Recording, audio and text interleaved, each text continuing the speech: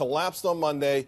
I don't know what's going on right now, but we're losing all of the rally, and the big name dragging us on the Dow once again is Goldman Sachs. So should we be worried that Steven Mnuchin had to make this call? Was it a mistake? Because Treasury Secretary Baker did something very similar to this in 1987, and it didn't help, and it helped create, I think, Black Monday.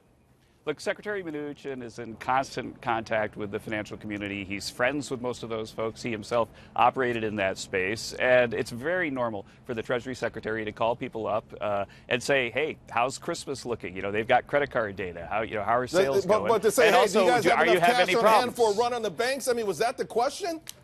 Well, you know, I did not participate in the conversations, but it's extremely normal for the Treasury Secretary to keep his finger on the pulse of financial markets. And, you know, right now, as you've mentioned, you know, markets have been quite volatile, and they've headed down, something like 8% over the last few weeks. And when something like that goes on, then it's absolutely natural for a Treasury Secretary to call people up and say, hey, what are you seeing? Is there something going on that you know, I should know about? And of course, what everybody said is what I just said to you, is that you know, they're looking at the data. Things are very strong.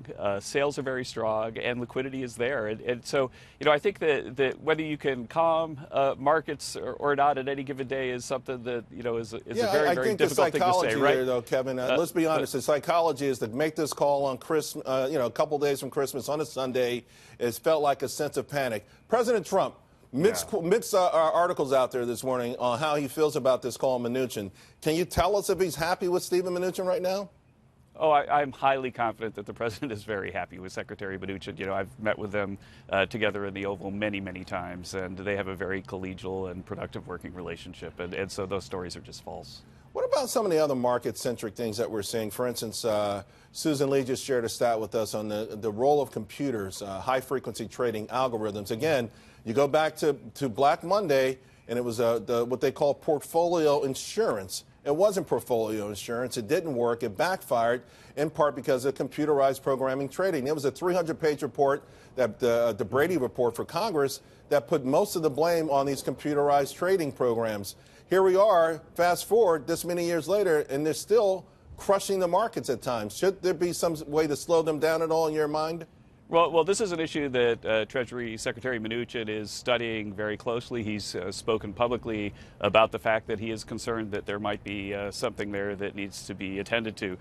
But, you know, on the other side, having lots of liquidity in markets because there's a lot of trading going on is a good thing for people who want to trade. And so, you know, I look forward to seeing what Mnuchin's team comes up with. It's a good thing for traders. What about the individual investor? This is what I don't get, Kevin. And President Trump ran as a man of the people, the forgotten man and woman in middle America. They also want to invest in the market because they want to put kids through college. They want to buy a house one day. They want to retire, you know, and have a few dreams come true. Is it fair for them to have to try to live in this environment where it's great for Wall Street to have these algorithms going crazy? Okay, a lot of people on Wall Street made money when the Dow got crushed on Monday, but the average person out there didn't.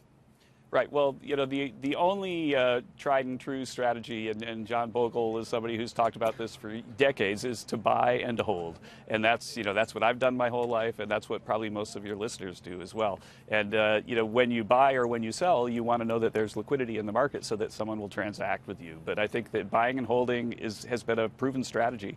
It's worked going all the way back to the early 1800s, and that's the appropriate strategy. This moving in and moving out is not something that small investors should be playing around. It's not that they want to, but let's be honest, it is tough. I mean, you know, you go in, you buy Amazon at you know, 1,700, and then a month later it's 1,300. You're kind of like your gut is churning. The pain is there. You can pull up a 100-year chart to try to assuage your own anxieties, but it's tough. It's really tough, and you wonder why. Why is the administration letting this happen? Why do they allow the big boys to do all this crazy Wild West stuff when I just want to get a piece of the action?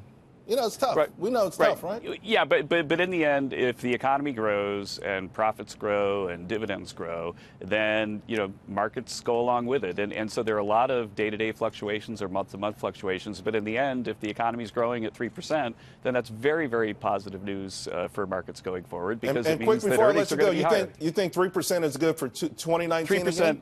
Yeah, that's right. And we're looking at a 3% quarter now for Q4 because we're getting so much anecdotal information about a solid Christmas. Yeah, that retail sales, the group part, I think, solidify your 3%. Kevin, you guys have done a great job. We appreciate it. I appreciate you coming on. There are some serious concerns on Main Street, though, that